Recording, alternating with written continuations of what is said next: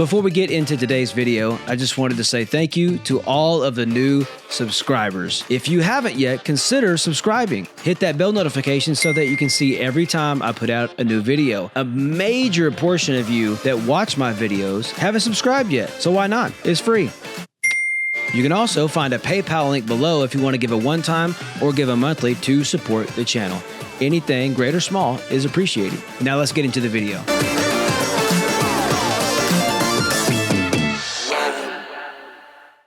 Hey, before we start, I've been watching a lot of podcasts. Yeah. And usually when they show up, the guest always brings a gift. Because this protects me from unwanted questions. So this is just a little token of something I know you've been without since you fat baby. Boom. And I don't expect you to share that with anyone. And I won't. So, my wife buys these all the time when my stepdad comes into town. well, she's the one who told me what you drank. Couldn't remember if it was that or Dr. Pepper. She literally never buys. So she has this last time when he came and they left, and it ran out and she bought more, but it was for me that time. I'm like, wow, thank you. Yeah, I figured that's like a protection, so you don't ask any of those deep questions or explaining. Well, too bad. Too bad? Yep. So sponsored. So where do you want to start? What do you want to know? Well, I want to kind of, because it's been, 2 years since we did our last? 2 years, yeah. So on the YouTube channel, your video is at the top of the list because I had such good response. Sure. And not necessarily on YouTube. I had people texting me, emailing me, telling me how much they really needed because it was about relationships. Right up your alley. So if you will, just kind of walk us through kind of who you are, what you do in life, and I guess you can throw into what you started doing extra on the beginning of this year where I made you. So I can tell you this. I am not who I was 2 years ago. Yeah. Okay. You caught me coming off a bad, going up on a good. And since then, I've really been blessed in my business. But as you know, when you're blessed in your business, what happens in your personal life? Okay. The more you focus on business, the less you focus on everything else. Something's got to be sacrificed. Something's got to be sacrificed. And sacrificed a lot, I've learned. I learned this over the last year. So what I've been doing is I shifted focus in my business. I see probably 99% veterans. I'm a professional counselor, 99% of what I see is veterans. So I sort of went back because I retired from the VA. And so I went back to serving that population. It's fulfilling. The difference between the VA and private practice is I get to throw God in private practice. The worst thing you can do is walk out. Yeah. I still get paid. I already seen you. So, I get to throw some scripture. I get to throw some absolute truth into it. And I get to see the work that God does is a cool thing to say. Now, obviously, so let's pause for a second. You talk about your private practice. Obviously, not everyone you see, if majority of people that you see are not Christians, but you being a Christian and you throwing in God in the mix, how do people receive that? Or is it kind of like they have to process and then like the next section or next? So I had one guy tell me that he used to believe in God, but now he doesn't believe in God because if God existed, and this is a common thing, if God existed, I wouldn't see what I seen when I was overseas. Yeah. Okay. It's always God's fault. So here's the catch. I can tell you Jesus loves you without reading scripture. Yeah. I told you before that I can tell my wife the worst thing in the world without using any bad words. It's all on, perception. And it's also on how you carry yourself. Yeah. So a lot of them will receive it in truth. If I do marriage counseling, I say, you guys got to walk alongside each other. Be in the same book, same page. In the Bible, it says you have to be committed to each other. It's the same thing. Yeah. But it's just choice of words. Yeah. And it's the weirdest part is, I think I shared, I preached on Sunday. Mm-hmm. And I looked out, one of my clients was sitting there. I was like, huh, cool. I guess I better live what I preach, huh? and accountability. Did you know they were coming? I didn't know they were coming that time. What? So were you in the middle of speaking, or did you? No, I seen it before. Oh, okay. When I put my iPad down and I looked up, I was like, oh, okay. But I just started putting a disclosure out. If you show up in my church, I'm not going to know you. Yeah. It's an ethics thing. Yeah. What else have I been doing? My wife and I have been, thanks to you in the church, we started pursuing our licensure again. As you know, when we came over here, there was a lot of hurt. Mm-hmm. And when you hit us up with the opportunity to pursue licensure, it was something I really and honestly almost didn't do because of fear of not succeeding. And that would just reinforce the fact that the last church I was at was right. Yeah. So, we did that. We went through the class. In December, you asked me to come on as an associate pastor. I did that. So I'm picking up a little bit more there.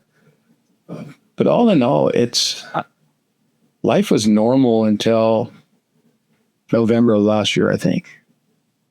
I'd say November. Why do you think November, though? November is when a friend of mine went to Mexico for treatment for PTSD. Okay, so that's when I seen the result of him. I seen the podcast and stuff ahead of time, but you're not gonna fire me, right? I don't think so. We'll find out. No promises until we finish the episode. So you knew I opened up to you a while back. I suffered with mental health issues, real high suicidal ideation. I would actually be in church worshiping and hear someone, whatever you want to call it. Now, when you say things like this, like you give things labels, if you will, describe it. The reason I say that is because some people may not have a medical term for something they may be experiencing themselves. So what is that? Suicidal ideation is a constant thought that you'd be better off dead. Sometimes it consists of, there's three aspects on it. So you have ideation, then you have plan, intent, and means. So I always say if you're a man and you have ideation, you got the other three. Okay? Because I don't plan to do something unless I have means and possible intent to do it. So I would sit there and just these thoughts of literally sitting in church worshiping God, and all of a sudden this overwhelmed feeling says, walk out to your truck and put a gun in your mouth and pull the trigger. Randomly. Randomly. I was the biggest, I guess you'd say, imposter. Yeah. Because I'd keep it together at work. And then I'd come home and I'd sit in my recliner and I'd isolate from the ones I love. My grandkids would fear coming to ask me questions because they didn't know the reaction I was going to have. And it just increased and increased. It was gone for a little bit. For probably about a year at one time, I didn't have any. But then it came back. So then you get I don't hate to label it, the legalism of obviously you're not praying enough anymore if it's back. Yeah. Because God healed you and now he's not going to heal you. Was there something specific that it started up again or just kind of eased its way back into the room? Eased its way back in the room. Huh. I think looking back was probably stress, the amount of work that I did. Exhaustion, because when you get tired, your brain can't your brain can't keep everything in this little storage cube. Yeah. And it starts leaking over. That makes sense. So the Mexico thing, you mentioned that, what was the stuff, the process, or the whatever that the guy you knew, your friend, what was he struggling with? Was his PTSD as well? It was PTSD as well. And how was he dealing with the PTSD? He was coping through substance use. Okay. And when he came back from this trip, he was what, 9 day? Beyond 9 day. Really? Does not drink, nothing. And when I seen it and I seen the result and I seen the difference, even the difference in how he acted, he lived out his faith more. He said he had a new encounter with God. I'm like, okay. So, I did more research into it. I did some more stuff with it because it's controversial, Yeah. especially in our line of work as Christians. Yeah. Because you were raised Assembly of God, so you know as well as I do. It says, "Do not be drunk. Do not do anything mind altering. Do not be hypnotized. Do not be. Do not be. Do not be." So I'm volunteering to go down to Mexico and use psychedelic medication to hopefully get over PTSD and more so suicidal ideation, reclaim my life. And some people I talk to are not really in favor of it. Yeah. Before or after? Before. There's one I haven't told yet. I'm sure he's going to find out today if this is your podcast. But it was, you're opening up the door for Satan. Yeah. For the demons of Satan to come in. Which is a big reason why it's frowned upon. It is. It's huge why it's frowned upon. But when I started praying, I started looking. There's a movie out there called In Waves in War. It's a documentary about, I went to a place called Ambio Life Science. It's a documentary there, actually done by Stanford University. And I watched it. And the first time I watched it, I was like, man, I can get relief. I watched it again. And when I watched it the second time, the only thing that came into my mind was freedom. And every time I thought of it, I thought freedom, freedom. So I started thinking, I started going back. I can't hardly read here, and I go back to Genesis 1:29 where it said, then God said, look, I've given you every seed-bearing plant throughout the earth and all the fruit trees for your food. And I have given you every green plant as food for all the wild animals, the birds of the sky, and the small animals that scurry along the ground. Everything that has life. And that is what happened. So if he gave us everything, who corrupted it? The devil in us. Yeah. See, God gave us food to eat, but he didn't give the guy that's like severely obese. You can't talk about weight. That's not allowed to be talked about in Christian circles. No, I didn't say the overweight pastor. Okay, I just said the guy that was severely obese, sitting down at the buffet eating 50 pounds of chicken wing. Yeah, it's substance. So if I go down there and I do medically controlled, what's the difference? Or better yet, what's the difference if I don't know if they put Jessie completely out when she had the baby or not. But no, but they did the spinal tap thing. So what's the difference if you go in and you have surgery and you have sedation? They use fentanyl for sedation. Yeah. But they also use fentanyl for recreation. Yeah. I think it's... And ketamine and all. Yeah. There's a lot of things that they use in the medical field. And that's what I came up with is the fact that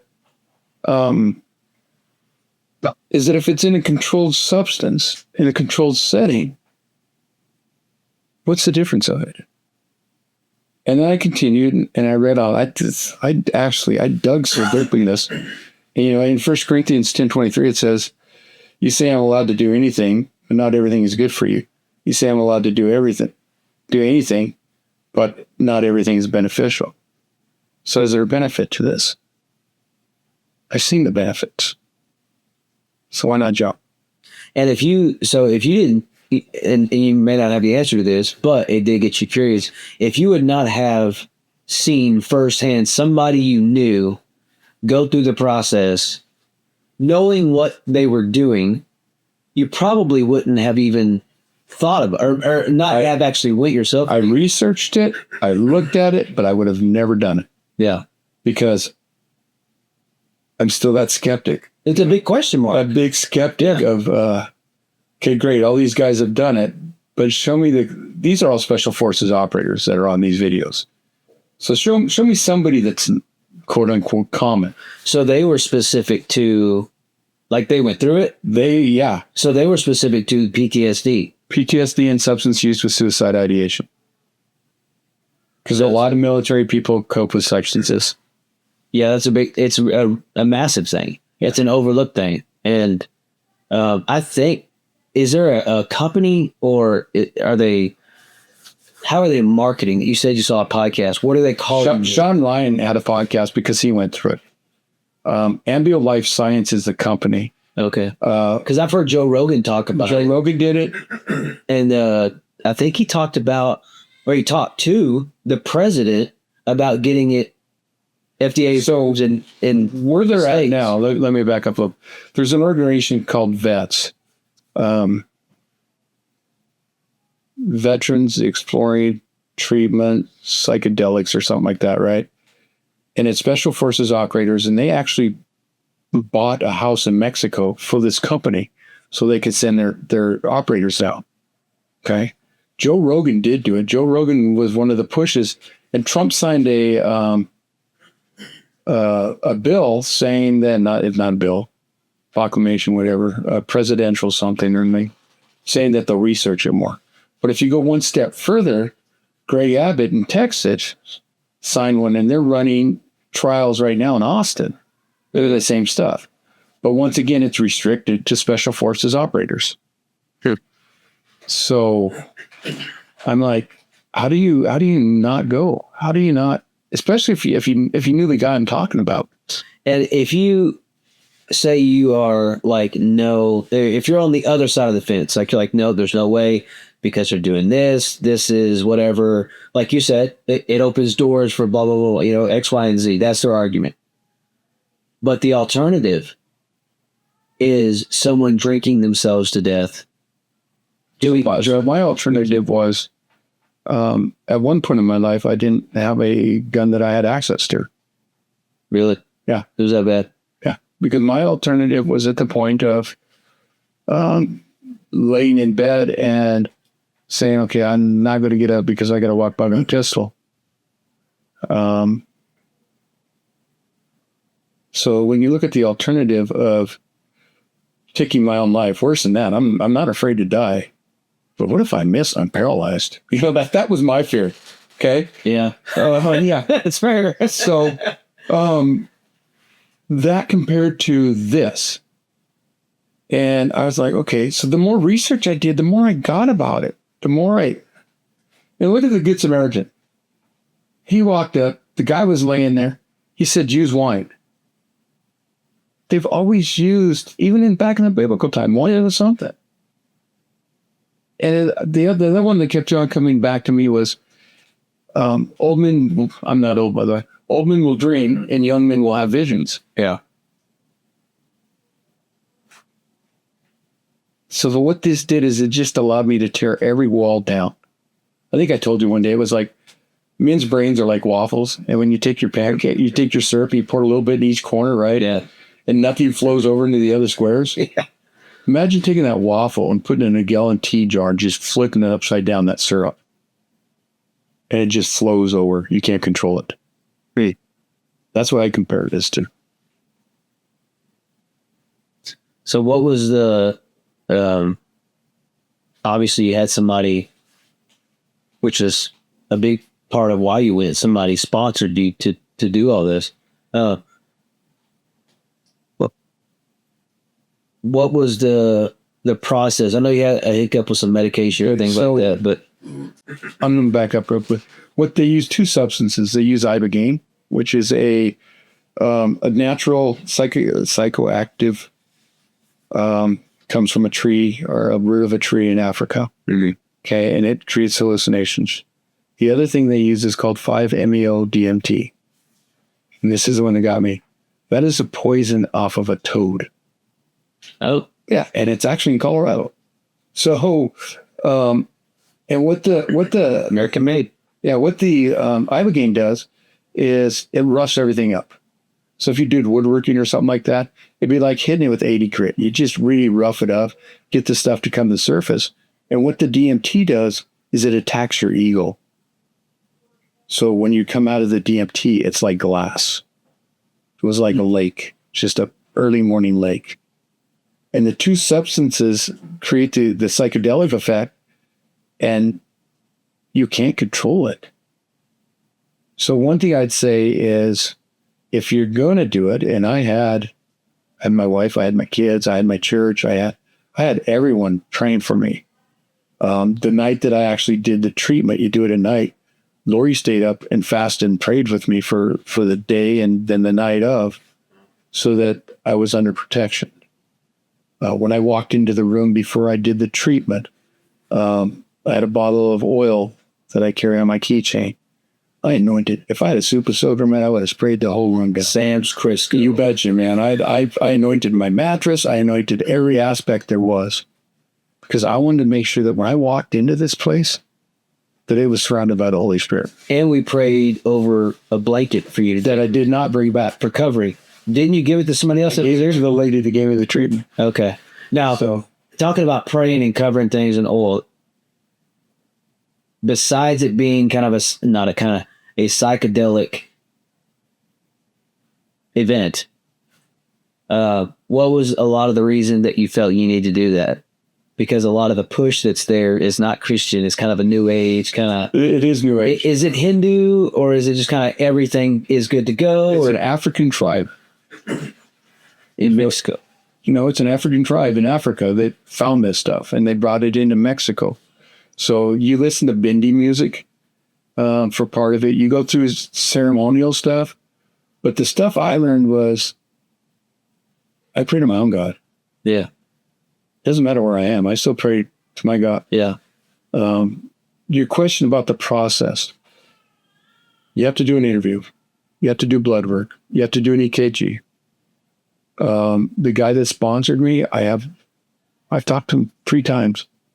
It was a gift. How did he find you, though? To this friend, because the friend I went, that went, he was in the same treatment that he was. Oh. So this guy met the other guy. And the other guy said, if you know someone deserving to go, let me know. That's awesome. So I was like, yeah, let's do it. Thank God for broken friends, right? I know. I know. They meet rich people when you're there. Yeah. So wealthy, we'll say.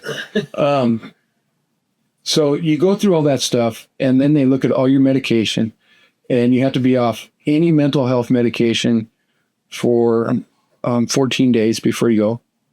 And you have to be off certain medication that affects your heart, because ibogaine affects the heart. So they want to make sure that you're safe. Like speeding it up or slows it down. Slows it down. Drastically slows it down. Huh. So, you go through the process. I went through the process in December and was accepted, and I didn't get in until May. That's how long the wait was. Yeah. And I got jumped up because the guy that sponsored me had a little bit of pull. That was the interesting part. So you go through everything. You fly out. I flew out. My birthday was the 30th of April, and I flew out the 3rd of May. This was part of my, do you remember what I called this year? Was it your vacation or what? 60 trip. That's right. Because I got to the point that I was tired. Yeah. I was tired. No matter how much I read, how much I prayed, how much I was just constantly exhausted. And something was missing. Something was, I'd be excited. I'd go to class and be excited at CAMs, and by the time class was over, I'd find something skeptical about it. I was like, I don't want this. So it even helped you in that area to kind of not be in a negative headspace, I guess. If you're constantly fighting up here and it's always negative, it's hard to be positive anywhere, I guess. Mm-hmm. Like somebody in pain that is constantly a jerk. Yeah. And then you find out they're in pain constantly, you're like, oh, that kind of makes sense. So it's, and everything is structured. So you asked about like the ceremonial aspect. So I want to read you a schedule, okay? So on day 1, we get in San Diego. They pick us up. We go down to Mexico. We arrive, settle in. We do a welcome circle. It's just where you introduce yourself. Yeah, pretty much. Then you get lunch. And by the way, the food is good. It's all chef made. It's delicious. Yeah. I'd go back for food long. Then you do EKG and intake. And then you leave for the Taj Mahal, which is a sweat lodge. Native American tradition. It's usually about an hour that you're in there, an hour and a half. So what exactly, you mentioned sweat lodge. What exactly is a sweat lodge? It's not like one of those things you sit there in the steam room, right? Or Well, it depends which one you go to. We went to the Lakota one first, which is a dome-shaped thing with blankets on it. And in the middle of it is a hole. You all get in, and they have these lava rocks that have been simmering in burning coals for I don't know how long. They put it in, and they pour water on it, and you pray. Okay. And you do 4 rounds. So they just steaming you. Oh, man. That's all you got. You go and get. But the other one, Are you in there? I wonder if I can hold on a minute. One of them is, so this is what one looks like. Looks like a great big pizza oven. Okay. So that's You know? So that's one that I did. I did that the second time. The first one I did was, So you get down in a hole in there. yeah, you crawl. I can't stand up. So that's not a tall doorway. You're like crawling down No. there and The other one was, I'm sorry. The other one was blankets, and it was thrown over stuff, but it was the one that Lakotas use. And you pray 4 rounds when you're in there. So you pray 4 rounds. pray 4 rounds. So they're like timing this and saying you got to do this for this amount of time for every person. It's songs. Huh. So they sing like 2 songs, and then you do another one. Then they sing like 2 songs, and then Like you Amazing Grace. and every time in between each round, they bring in more rocks. To make it hotter. Yeah. So by the time you're done, there's like 20 rocks in there, about like that. So the bending music that's what you're Don't saying? hear any music yet. Oh, well, what's this? This is Lakota music at the one. Native American. It's like Yeah. Oh, okay. Yeah, there you go. A lot more drum though. Okay. So at that, then the second day you do labs, you eat breakfast, then you do breath work. You learn how to breathe properly with your stomach. Yeah. Another group circle.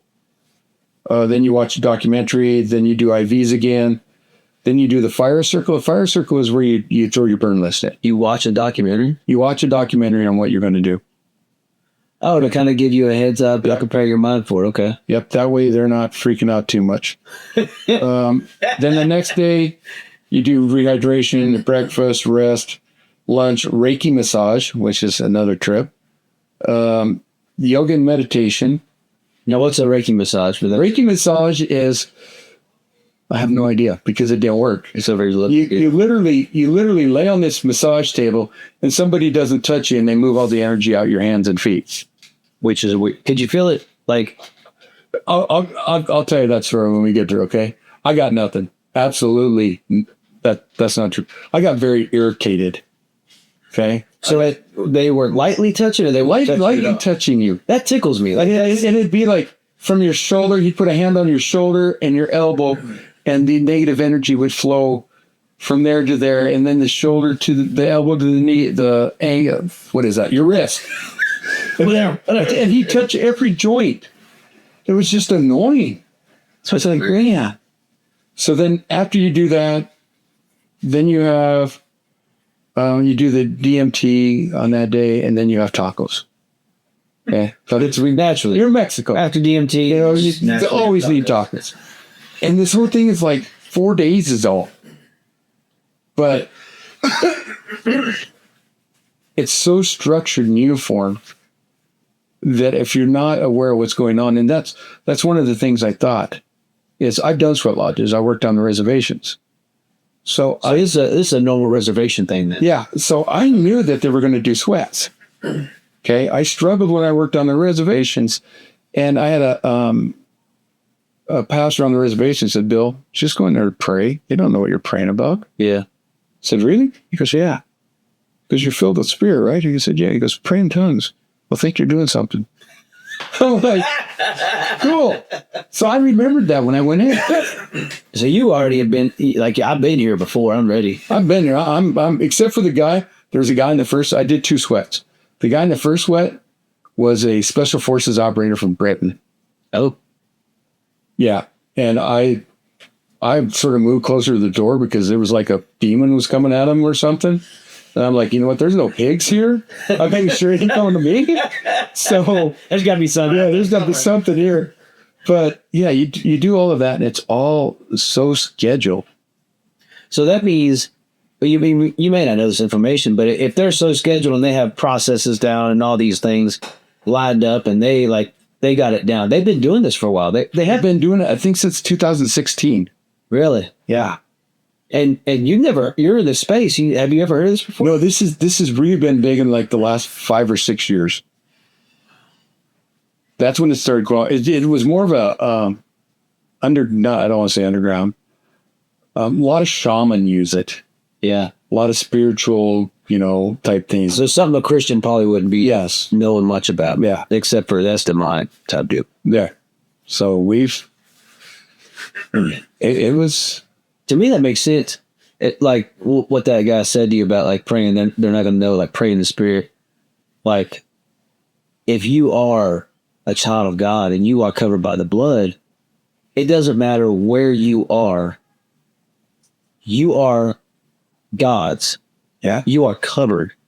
And that's pretty powerful. Because that, to me, not just where you went, and especially kind of in the belly of the beast a little bit, to where it's like kind of new age, it's, Indian traditions and all these things, like the same applies in everyday life. Like it doesn't matter what we go into.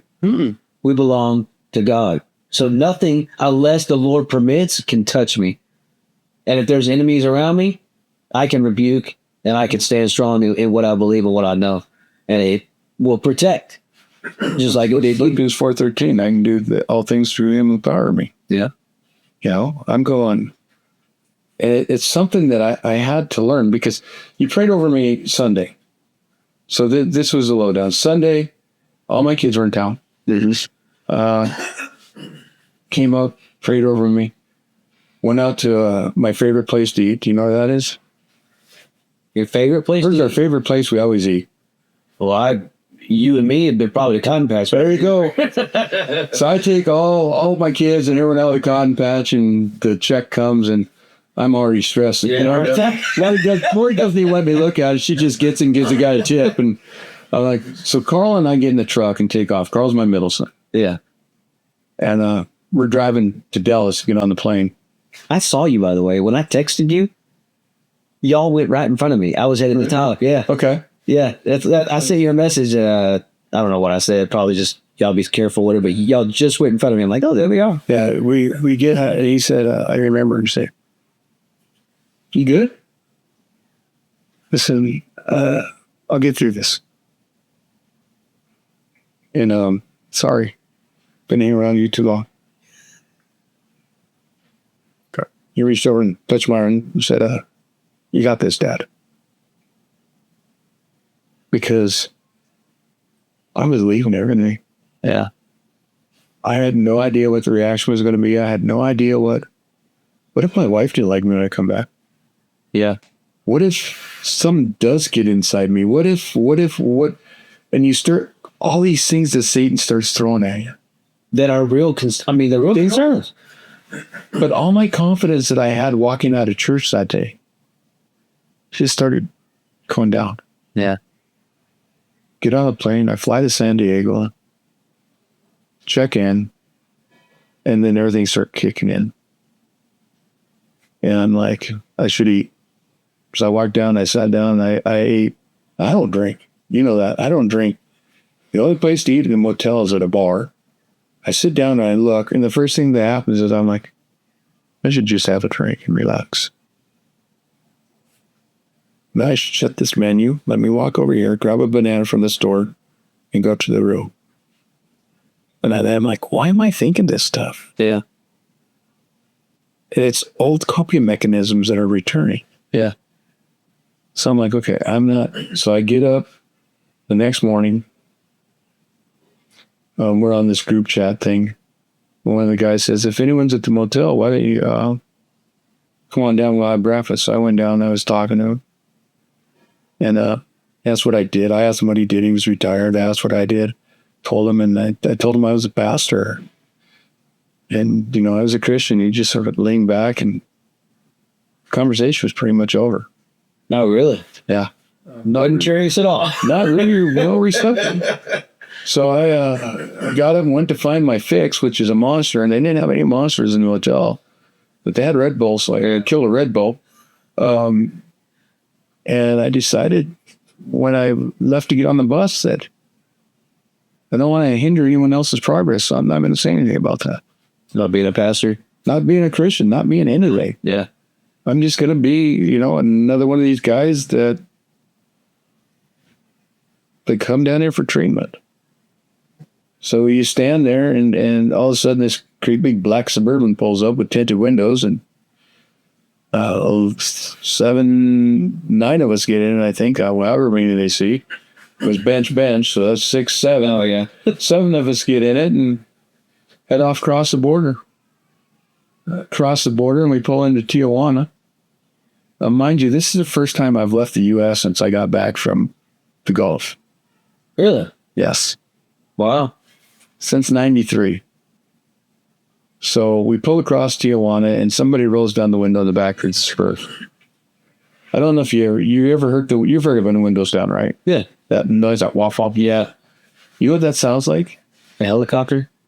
So when you're already stressed and you're a little bit on edge and you hear that helicopter and you look out over the window and you're in the bad part of Tijuana and you see all these huts, then pretty quick, the Mexican Marine Corps comes in and they're running these little Nissan Titans and stuff with full mounted machine guns in the back. Really?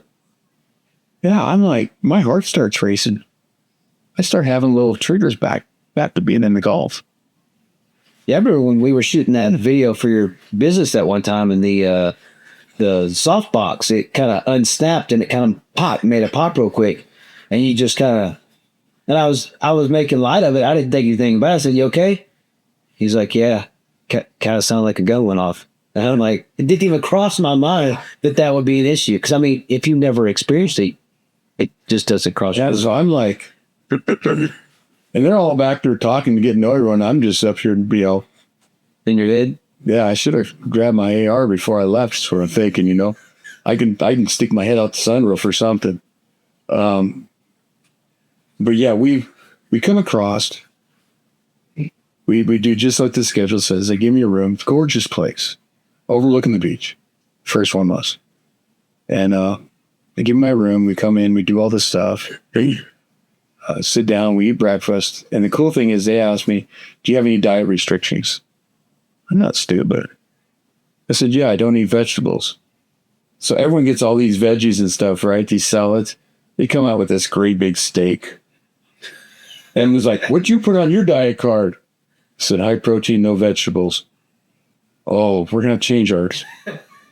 So I do my EKG, not a problem. I go through my meds, and I take a medication called Myrbetriq. And Myrbetriq's for an overactive bladder because I'm old. Now you said it at the beginning. I said it, okay. So they asked me when the last time I took it, and I said today. And the lady said, "I think we've got a problem. You're supposed to be off this." So I wasn't told. And she said, "Well, these are your options. You can either go back home, come back, or you can go to the detox house and detox and pay the difference." I said, "You know, my wife, sorry, Lord, my wife was diagnosed with cancer in April."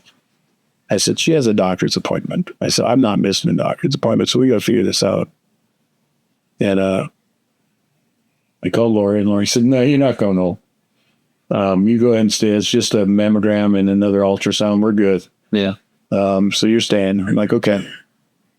So we're trying to figure out if they're going to let me stay and how much it's going to cost.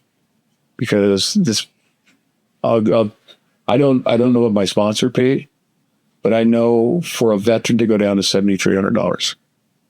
For a non-veteran to go down to $8,300. For the whole stay and everything? For the 5 days. Now, if you go to detox, it's more. Because you got to stay there longer. Yeah. Which is detox. It's actually, I was, in my head, was thinking it was probably more expensive. But you got to count for the plane ride, the motel, That's not included. That's not included. Oh, okay. That's their okay. Okay. So we're waiting to find out. And they said, we're going to Sweat Lodge, Bill. You got to go to Sweat Lodge. You got to go to Sweat Lodge. And I'm like, all right, let's go Sweat. If I change, get in the truck, get in the Suburban, go to Sweat. There's a Lakota Sweat. So I'm like, yeah, I'm good with this one. The other thing is, if you ever do a Sweat Lodge, you want to be the first one in or the last one in. Wow. Because you come in and you go this way. And if you're the first one in, you sit by the door. And if you're the last one in, you sit by the door. To get a little bit of breeze. You get a little, no, the door's shut, but they got to open it to get a rock. So you get a quick breeze there. So I go in, I'm the last one in the Sweat. And they start and they do their thing. Trying to remember where it is. They start doing their Sweat stuff. And I'm praying in spirit. I'm rocking back and forth. And I hear God say, if you deny me on earth, I will deny you in heaven. And I'm talking, I heard God say, not felt. Yeah. To the point that I'm at. Obviously, he must be talking to the guy next to me, man. You know, I'm a pastor, so I'm sitting there and I'm still going, and I hear it again. You deny me now, I'll deny you later. So I'm, whoa, this is me. So then I started thinking, okay, I didn't deny God. I never said I don't believe in God. And that's, like when I said on Sunday, that's when I realized denying God isn't saying I don't believe in God. It's not professing God. Yeah. It's the same thing. So we're sitting in the Sweat Lodge. They go around, and he says, that the lady that was leaving the Sweat said, what do you want to get out of this? And the only thing that came to my mind was freedom. I want freedom. I want God to tell me what to do and give me freedom. Should I stay? Should I go? So you do the rounds. You pray every one of them. The second round, I prayed louder. I felt the Holy Spirit more, and pretty quick, I'm getting these words for people. I'm like, all right, you're really going to try me now, aren't you? First, I won't even say that I'm a Christian, and now you want me to go over to this lady that I met less than 4 hours ago and tell her that I don't know if you believe in God or not, but you're supposed to go back and look on your book and remember what he told Jeremiah. That's all I said. Came back and told her that, and she started crying. She said, that's what I was reading before I left. Like, all right, now you're playing games, God. Bro, now you're just playing with me. So after the second round, that was it. The third round, which is the life-giving round, where you're supposed to focus on the giver of life, break self-inhibitions.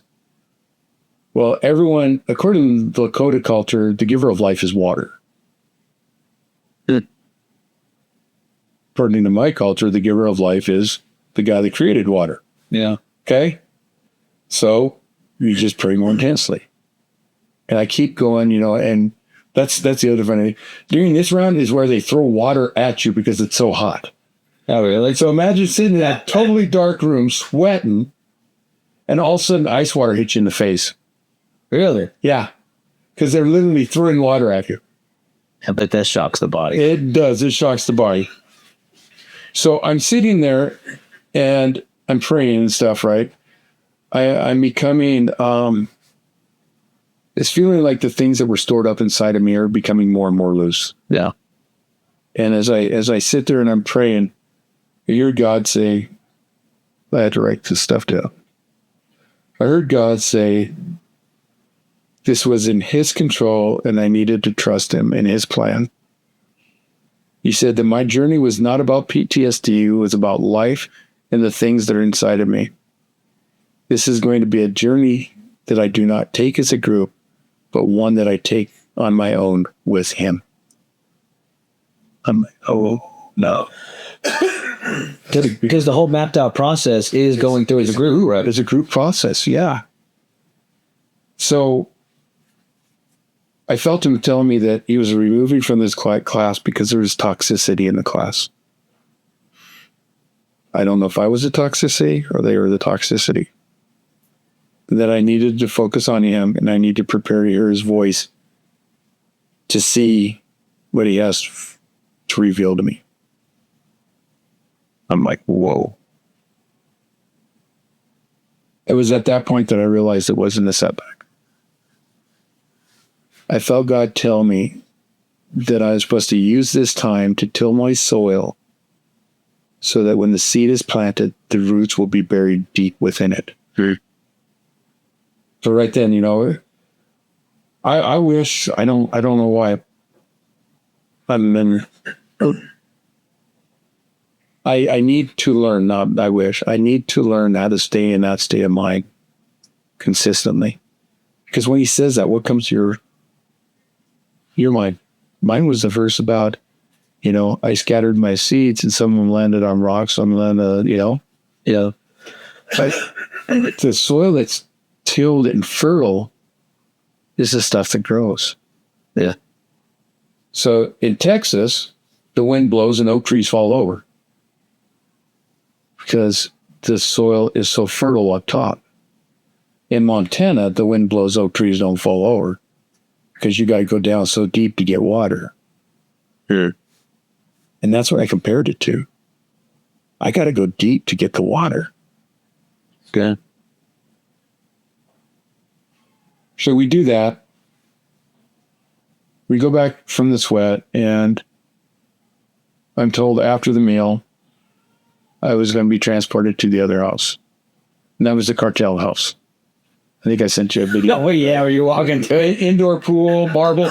And by the way, if you ever build a house, don't make the whole thing out of white marble because it's hard to walk downstairs because you can't. The stairs were marble? Yes, everything was. Oh, that seems dangerous. Yeah, because it all looks like one flat surface. Especially when you do psychedelics.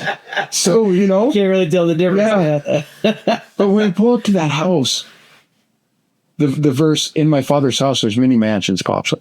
Yeah. I'm like, man, this is just, everything is just falling in line. I walk in and they do introductions again. But this time I say, my name's Bill, I'm a pastor and a counselor.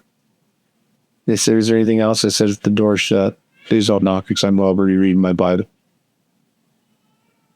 And that's how I started the treatment. This is the time. I had to wait 5 days before I could even start the process because I'd wait for those meds to go. So for 5 days, I read the Bible. I prayed, and you can't fast because you got to eat. You got to have something. So I had fruit smoothies. So basically a Daniel fast. And plugged through that, did another sweat lodge. There was 3 people in the house. My first night there's a guy, his name is Josh. He's probably going to watch this. Young kid. He was there for substance use. He did his idogaine, and he was in there for 20 outings. The joke is that mine wasn't that long, so I'm going to ask for a refund because once we figured out what he paid, he was paying so much an hour, I didn't use all my money, so I want some back. Somebody doesn't get, you know. But I seen him the next day, and he looked so rough. After his 20 hours. I bet it was exhausting. And what? Do you know why it took? Like, why was it 20 hours? Or was that normal? Well, the joke was he was more messed up than me, but that's what I'm wondering. Like, is it? I think it goes until you get it figured out. I think it is. I think it is. I think it's as long as you process. You know, so that's why you look like crap. Yeah, I mean, if you're working things out for 20 straight hours. So you come down. I come downstairs, and he's sitting there, and I'm looking at him. I say, "Can I pray for you?" The only thing he said was, "Please." And when he wrapped his arms around me and I started praying, I had to shift my feet because the weight of the Holy Spirit was so much. I was like, man, is this what it feels like to walk in this at all times? It's a whole new discovery. You know, I don't get me wrong. I feel the Holy Spirit in church. I feel the Holy Spirit when I pray. But just to be in that surrounding, I knew that God had me covered. You know, they say,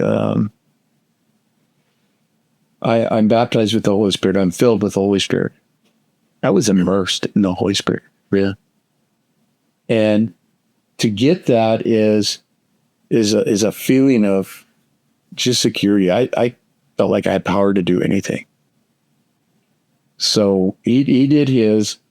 And when I sat there, I was like, man, I can't wait to see what happens. Because I'm excited now. I am really excited. Thursday, Lori sent me a message about reading Psalms. So I read Psalms for a while.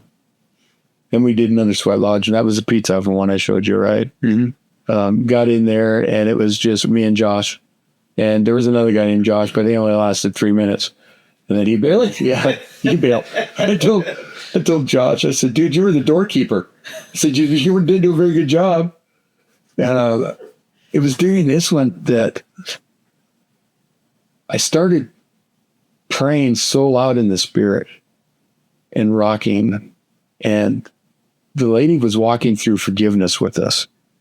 So, you know, my dad died when I was young. So I had to walk through that forgiveness. I walked through forgiveness of towards my mother because I was angry at my mom because she let my dad die. She's a nurse. Come on, save her. What are you doing? Do your job. Okay. And then my kids and the expectations that I held for them. So I had to walk through all of that stuff. And then I started praying again. And I got a glimpse of something. God gave me a glimpse of something that threw me back. And it was a glimpse of me being sexually assaulted as a child. That was it. It was like, I think I was sexually assaulted. Like you never remembered this before? No. Wow. I was like, whoa, that can't be right. So praying spirit, singing, did so well. The lady asked me to pray and sing out loud. Felt pretty honored. I don't know how to interpret. That's right. Worship leader position. Oh, yeah. Look out, Nathan. I have no idea how the interpreter interpreted back because we had a guy that spoke English that interpreted back to Spanish. Oh, so I don't know how he interpreted, but you know, maybe that was enough to me. Yeah, maybe that's his new gift. Straight that one. Hana, your earlier when stuff wasn't working. So you sit down and you look at it, and I'm reading this chapter that Lori sent me, and in between it, I hear God. I feel God say, "You need to let me protect you. Provide your security. This is not something you can or need to control." The recurring word throughout everything I did there was the word control. Give up control. I'm going, man, I can't. But if I give up control, then I can worship in every aspect of God. Because when you give up control, guess what else you can put? Caring what other people think. Yeah. So I sat down, I did that, prayed through it. And then I also remember that the Lord disciplines the ones he loves, and it's worthy. His discipline is worthy. You know how many years I sat there resisting that? I haven't even done any psychedelics yet, and this stuff's coming. I'm like, man, I should get a big refund. So that afternoon, I went for a walk. Went for a long walk with someone. And that's where I got the verse that reminded me that everything's permissible again. So it's how I approach it and how I do it. The cool thing about Mexico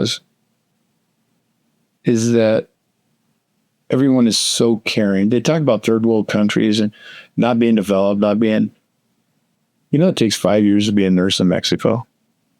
In our end. Really? Yeah. Wow. It takes 2 in the United States. Yeah. So, not docking any nurses, okay, but Maybe they're just slower down there. maybe they're slower. So, let me jump up here. So I get ready, and the day comes to do my treatment. When you do your treatment, they bring another guy in that's going to do that's going to administer it. He talks you through it. His name, I got to find his name here. And then I need to come back. I'm sorry. The day before I did the treatment, I sat down and I prayed through generational curses. My oldest son has depression as well, suffers from depression. He was trying to figure out if there's a generational curse or not, because Dad had depression. Yeah. So pray through that, look through that and stuff. Then we get ready to do the treatment. We sit down for breakfast. We come in, the guy comes in and he says, "You real?" I'm like, "Yep."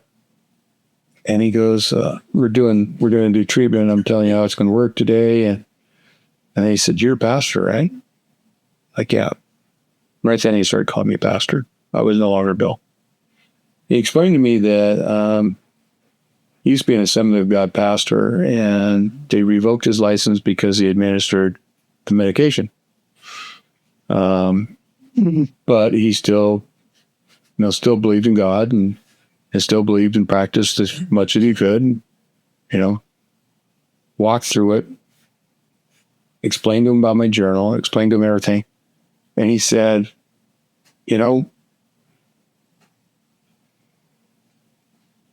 you get done with this, you should almost figure out how to write a book.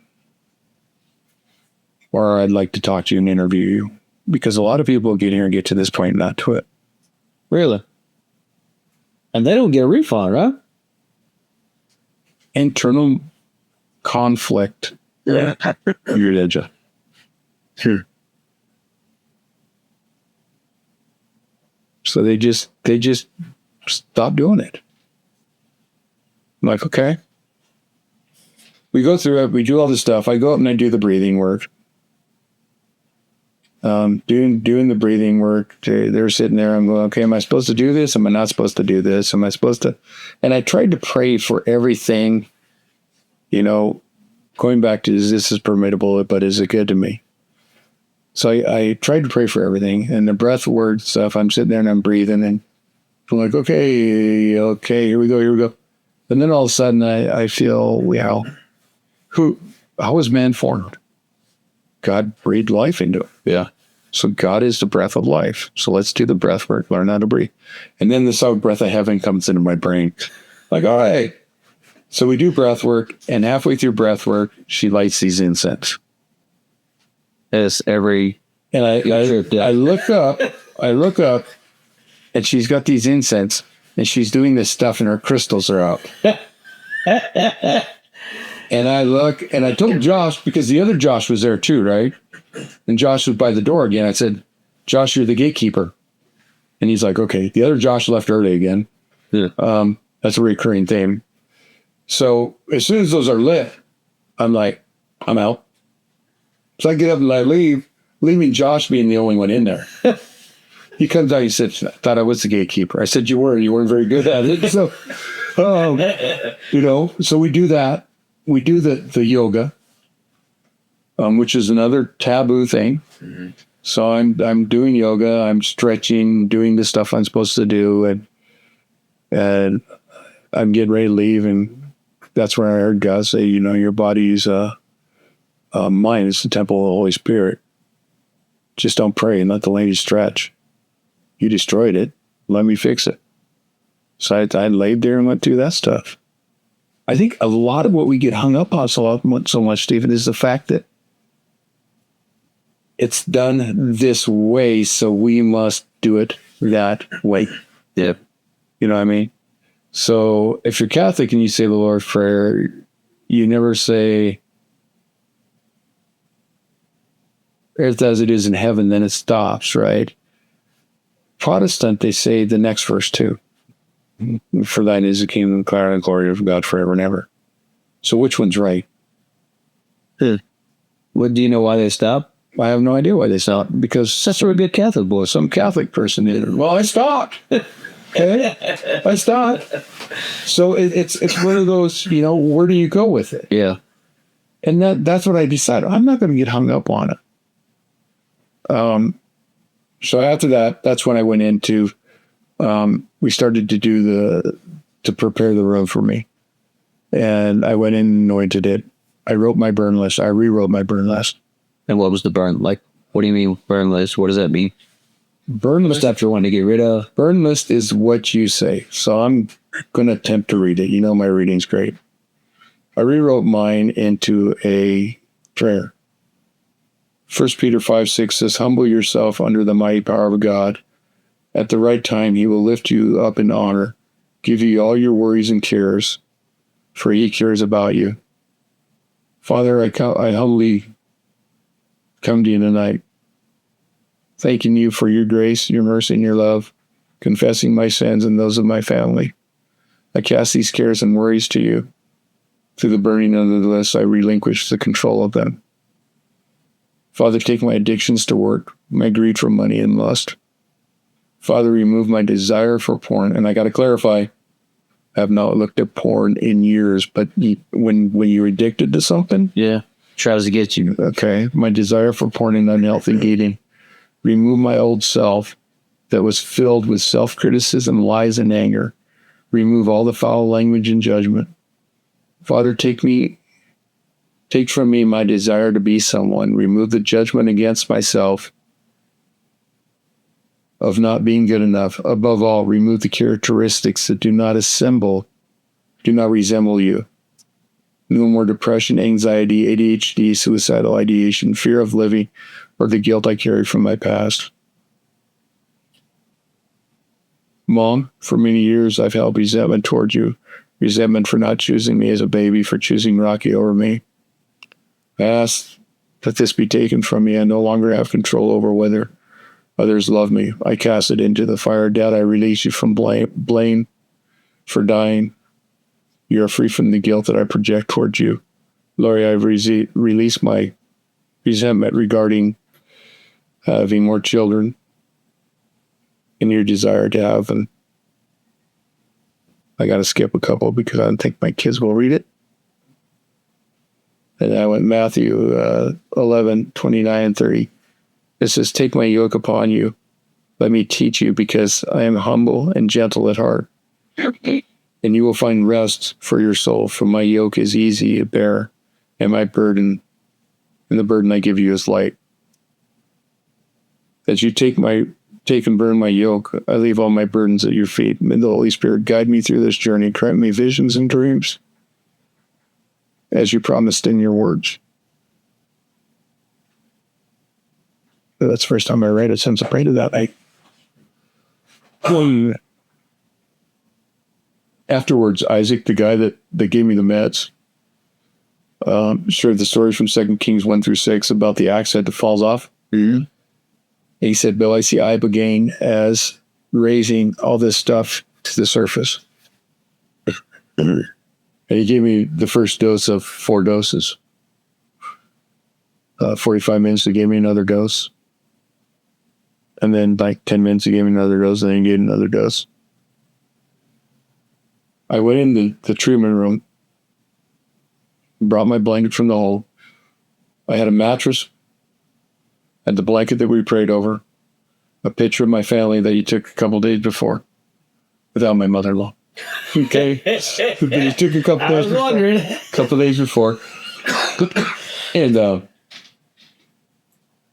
by the head of my bed, I had my Bible that was laid there, that I anointed and prayed over before I took it in there. Laying by the head of my bed. I sat and looked in a mirror. And you just look at the mirror. Pretty quick. It was like nothing was happening. So I laid down, nothing was happening. I said, after a while, I said, can we go for a walk, because you move around and you get everything generated. And the doctor said, I need to back up, and I'm sorry.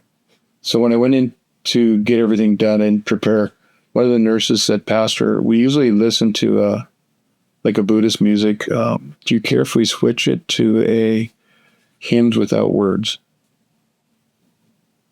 No, I don't care.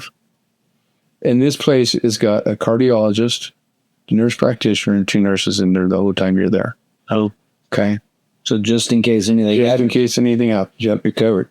And I sat down there and nothing happened. I asked Doc if I could get up. He said, not yet. And then he came back. He said, okay, let's go for a walk. And I went to get up. When I went to stand up, it hit me. I mean, it hit.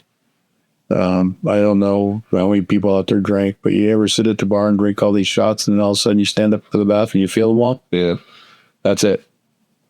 I sit back down and I start looking at this mirror. And my face starts morphing from a 4-year-old kid up to 100-some-year-old old man, and then it would poof and fall into dust. And then it would gather up all the dust and it'd turn into a kid again, and it just started doing this on a loop. As it did it on a loop, I started looking because I didn't believe it. So I started going like this, trying to see around the mirror, seeing what was going on, and nothing changed. The significance of that, I figured out later, was, remember when we've talked before, I told you that when I came back from the military, they didn't think I was going to live long enough to see my kids graduate? Yeah. That was confirmation that I'm going to live long enough to fulfill what I'm supposed to fill. So then I put this eye covering on and I lay down, and I'm just laying there. I'm like, oh, this is great. All of a sudden, out of my corner of my eye on the left, I see Mario from Donkey Kong jumping on those little green flower pots. Remember the flower jump on and die? Yeah, the plants come out. Yeah. So he's jumping on them, but they're not plants. It's profanity. And it's like, okay. And I shared with you before, when I get around vets and I'm talking to vets every once in a while, I slip back into that mode. And it was something I want to get rid of. So he's jumping pretty quick. I don't know if I'm actually doing it or psychologically doing it or what, but I'm just throwing out cuss words to watch Mario jump all over the screen. And it's like, okay. And then on the other side, I see a dollar bill gun, right? It's shooting out every dollar I ever made in my life. Like, well, that's weird. And then all of a sudden it hit me right in the middle, like a drive-in theater. Anything nudity I ever seen, all the porn, everything, we'll just leave it at that. Everything I've ever seen, except for my ex-wife and my wife, started scrolling on a screen, on a reel, over and over. Vivid. Too vivid. And I was so bad, we'll use the word over-sexualized, that I could close my eyes and see nudity of people other than my wife. And it bothered me for years. Yeah. I'll blame the Navy. Here we go.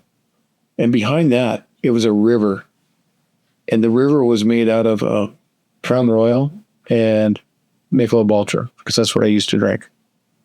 I was just partying. Behind the river was trucks, cars, Harleys, anything that was a status symbol in my life. And then over the right were strippers on a pole. And this thing was set up like a boardwalk of a carnival. It was just entertainment. I sat there in awe.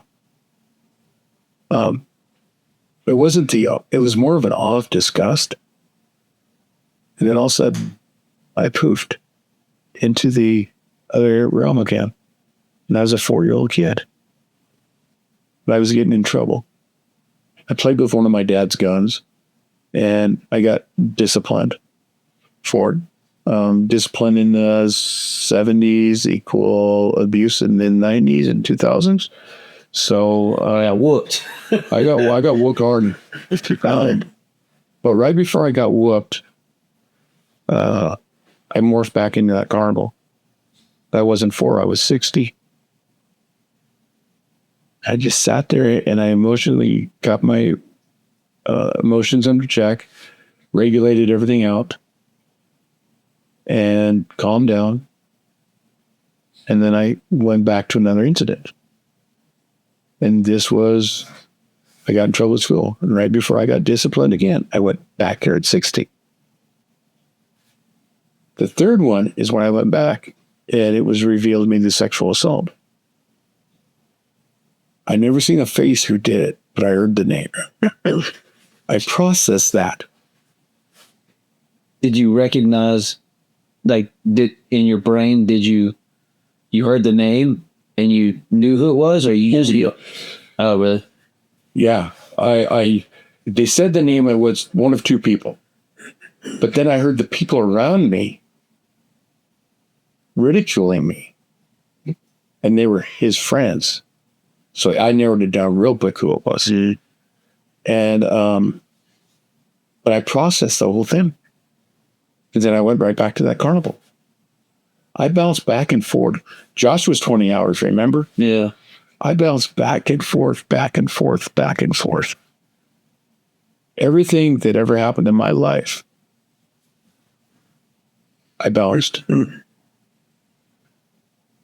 The thing that I realized as I was bouncing, stuff was disappearing. So I bounced back and the alcohol was gone. The strippers were gone. On the boardwalk. On the boardwalk. I think at the carnivals, the games were gone. They're disappearing. Every time I bounce back, everything I processed, I bounce back, I bounce back. Pretty quick, I bounced back. And the only thing that was there was my wife laying on her bed naked. Not provocative. Just laying there naked. How does that work? What do you mean? Laying there naked and not provocative? Not trying to entice. Not in the form of every other nude image that was flipping through that screen. It was different. It was different. Yeah. And she looked at me and smiled and said, "Remember, I love you." It was over. They say you know it's over because you got to get up and go to the bathroom. Like poop? Poop. Really? I got up and I couldn't walk because it affects all the muscles. I went to the bathroom and, sorry for the graphic, it was pure liquid for probably 20 minutes. I believe it was God cleansing all the toxicity out of my system. And that's just from that many hours. Imagine Josh's. Josh, I got to Josh. That's why it's so bad. Josh said, I took such a massive one. I've never taken that massive one since then. So I get done, and when I get done, I literally stand up and start walking. Your strength is back. Yeah. I couldn't even pull down my old pants when I went into the bathroom. Okay? That's crazy. So I walked back, and I asked the doc, I said, "Hey, can I lay on my side?" He said, "Yeah." Laid on my side, and I went to sleep. And throughout the night, God gave me little glimpses of me and Lori walking on the beach, me and Lori on the bike, me and Lori doing this. And when I realized it was everything I promised her that I've never done. And I slept like a rock. Next morning, I get up, they bring me a smoothie. I drink my smoothie. They give me an IV. They always rehydrate you. They give me an IV and I go to my bed. And I walk in there and I say a very simple prayer. "Lord, show me who I am now." And I go to sleep. And the last vivid memory I had was I was standing there and I was made out of those plastic Tupperware drawers that are see-through. And I was empty from the neck down to the waist. I said, "God, what is that?" He goes, "That's everything I removed from you." I said, "And what am I supposed to do now?" He said, "Fill it." Bill. With what? Me. So I do that. I go downstairs. That's when I learned it's hard to walk on because it's still in your system. Okay. I actually held the rail like two-handed, side shuffled down. Josh was gone though. because Josh left that one. Because he was done? He was done. He was done. And I was sort of upset because I actually bonded with this kid. Yeah. I bonded with him because he later told me a couple weeks, last week, I think, when I talked, that he lost his father at a young age. And that the boldness that I showed in the prayer room when we were praying in the sweat lodge and stuff is, he told his girlfriend that, I think I found someone that could be like a dad. Wow. I'm like, who doesn't ask for money? So it's like, Some to go through these hard times. But so he was gone, and I was a little bit, taken back, but you did get, you say you spoke to him last week. So I speak to him all the time. Okay. So I do that. I come back. I go back upstairs. I don't have a phone. I haven't talked to my wife in forever, like 24 hours. Probably felt like. Yeah, they did, because I talked to Lori so much that the nurses started talking to her when she came in. When they came in, they're like, "Hi, Miss Lori." So, so I haven't talked to her. I went back up. Somebody said, if you want to do something, go sit in the hot tub. It will help you out. So I went and sat in the hot tub. Went up, slept the night. Next morning, I get up and I'm like, okay, I'm going to fast again because today is day 3, which means I'm going to do DMT. I go up, I get up, I go downstairs and I have my strawberry smoothie. And I go back up and I'm watching church online. Now you're doing a smoothie because that's your fasting. Okay. So that's not something that I had to eat the day after I did Ibogaine. I had to eat one meal. Yeah. And they made this gourmet. It had oysters and tuna and swordfish. It was all raw. Really? It was all raw, tasting like, ugh. I said, I can't eat this. And Alex, who's actually from Montana, where I'm from, said, I don't know why they give you that. Let me get you some scrambled eggs. I'm like, give me eggs. So I ate some scrambled eggs. And it's kind of like exotic stuff, but they gave it to you raw. Obviously, it's edible, but yeah. I had swordfish tacos. Yeah. That was good, though. So I heard that.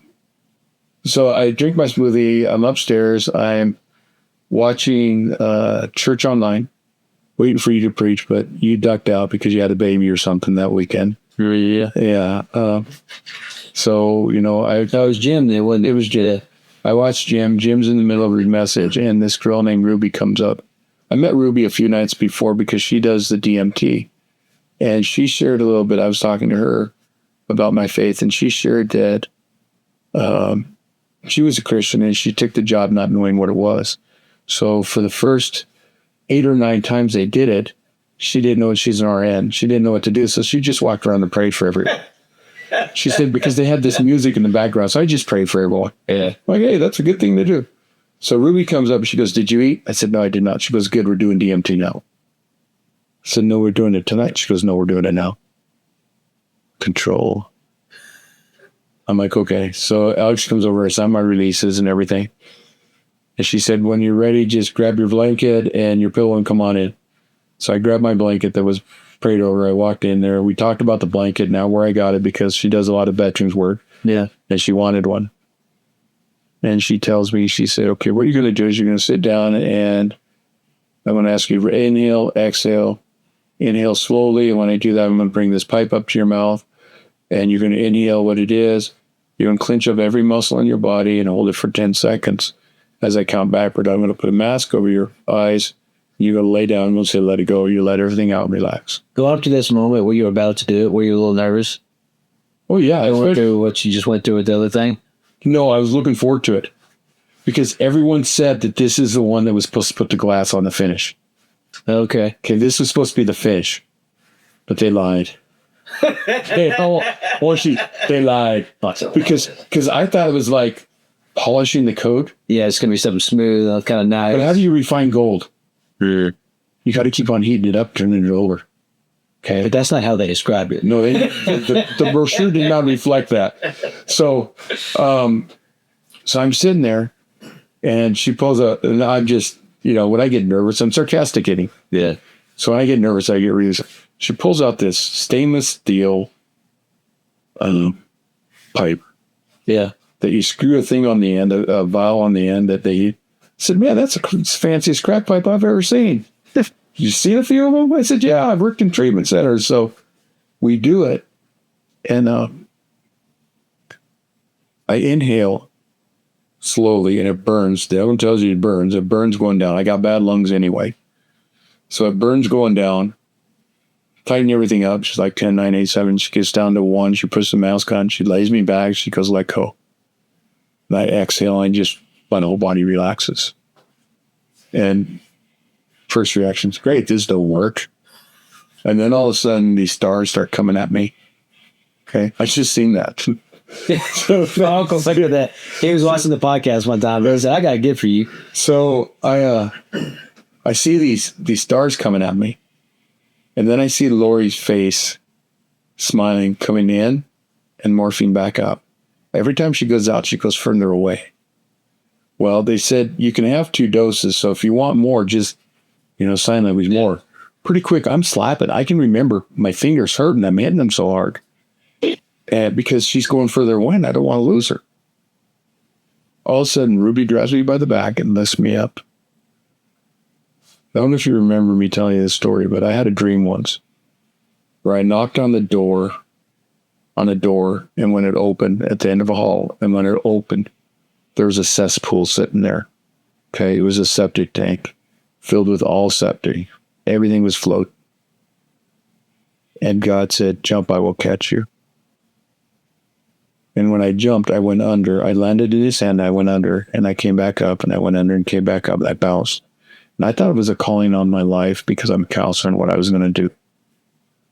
Just as everybody else's doo-doo. So when I got lifted up, I seen God's hand lift me, clean me off, open that door again, and it's a white hallway with radiant light. Sets me down, and I turn around and I look. I said, what is this? He said, this is your life if you choose it. I said, wait, what about my calling? He said, that wasn't your calling. That was a warning. And that's what you lived in because you didn't listen to my warning. This is you, but choose me first. Or she, and he pointed at Lori, will no longer be with you. Stephen, I'll tell you what. It was like somebody opened the biggest floodgate of emotions. And I bawled. It says in the Bible that, wailing and trembling. I was shaky. Snot, noise, everything was involved.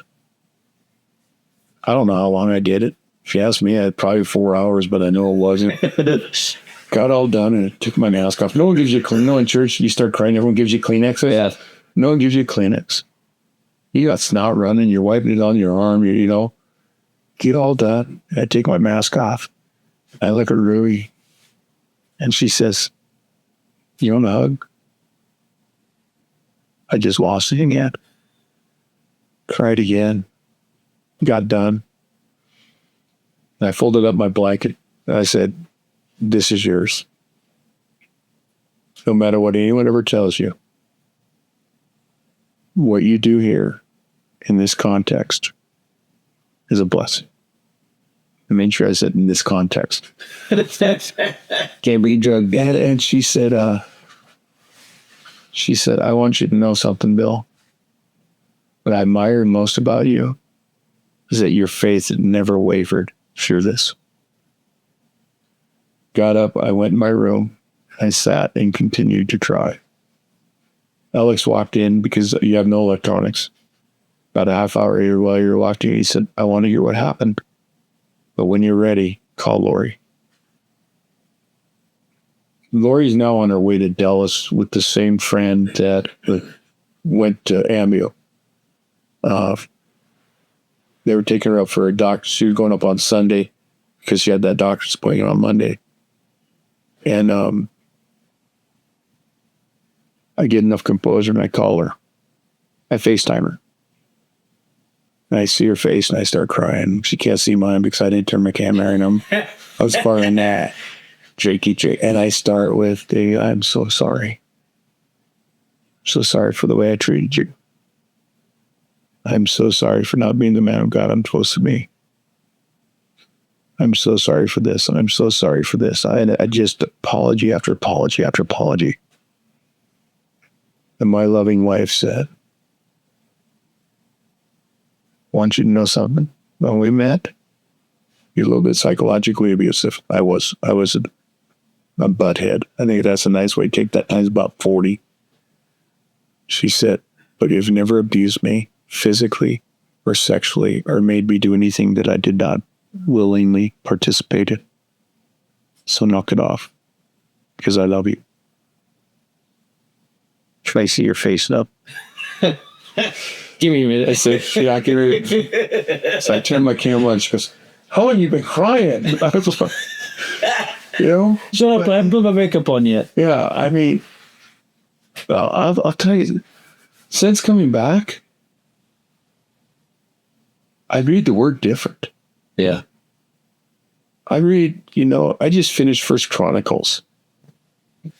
And I sit there and I look at the lineage stuff. And I'm going, King Solomon, he wasn't first in line. How'd I miss that? Why did he inherit everything? David laid out everything for him. He had everything to build the temple. That's what a dad's supposed to do. Little things like that. Solomon was rich. He wasn't rich because he asked for money. He asked for wisdom. Yeah. I'm not asking for money anymore. I want wisdom. That's not for you. So it's little things like that. So I read, I read First and Second Chronicles in, I don't know, 4 days, 5 days. Yeah, from those names. Huh? Yeah, with all those names. No, I just say big name, keep going. God knows what I'm talking about. Okay. So then I'm getting ready to figure out somewhere else. I want to stay in the Old Testament. I want to find something in the Old Testament because whenever I've read, I've always read New Testament type stuff. It's like, show me some of this stuff. I don't want Genesis. I want, I'm thinking maybe Joshua, something like that. I was reading this, actually, what's today? Today's Thursday. Last couple of days, maybe 3 days, since Monday. I told you I started walking through the neighborhood 2 miles every morning. And I'm in Zechariah. There's some I can pronounce that word. crazy stuff in there. Is there? Yeah. When you start reading the Bible, it really is. People think it's, one of these things. Let me read. You read the Bible, you start reading and you look at the wars, the everything that goes on in there. If they were to make a movie out of the Bible, it'd almost be X-rated. Was it Zechariah or was it Ezekiel? Oh, no, it was Zechariah. Yeah, chapter 5 is talking about a flying scroll, 4 chariots, call of justice and mercy. And it's got some. And as I was reading it, or listening to it, I read it was just kind of like some of the things he was describing. There's so many UFO things coming out right now. Like he was describing things in the context of what his worldview was or what he had available to him to describe things.